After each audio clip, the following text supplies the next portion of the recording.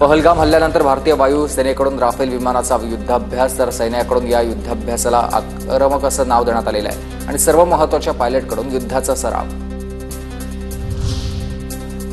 पहलगाममधील हल्ल्यानंतर अरबी समुद्रामध्ये हालचालींना वेग। भारतीय नौदलाकडून INS विक्रांत युद्धोपत आता अलर्ट मोडवर आहे आणि तर पाकिस्तानमध्ये क्षेपणास्त्र चाचणी देखील करणार।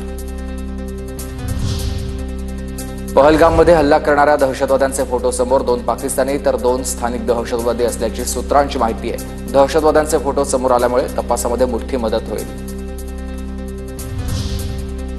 लष्कर-ए-तोयबासाठी काम करणाऱ्या 4 दहशतवाद्यांना अटक। जम्मू काश्मीरच्या बंदीपोरा या भागामधून शस्त्रास्त्र दारुगोळ्यासह 4 गजाआड।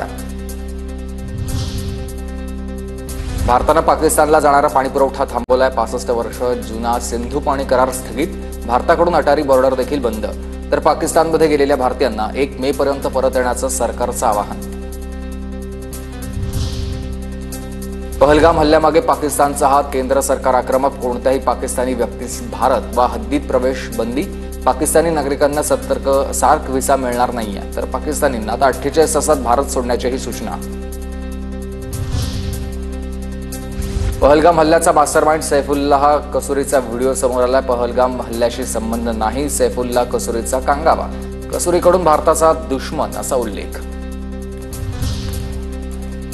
पहलगाममधील हल्ल्यानंतर भारताचा पाकिस्तानवर डिजिटल स्ट्राईक। भारताकडून पाकिस्तानशी संबंधित काही ट्विटर हँडल बंद।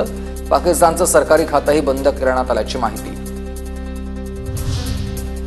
पहलगाममधील दहशतवादी हल्ल्यानंतर जम्मू काश्मीर प्रशासनाची खबरदारी। सीमा भागामध्ये फिरण्यासाठी कुपवाडा प्रशासनाकडून खबरदारीचा उपाय म्हणून पूर्वपरवानगी घ्यावी लागणार आहे। कर्नाहा, केरन, मचिल, बनगस या व्हॅलीमध्ये फिरण्यासाठी आता पूर्वपरवानगीची गरज नाहीये।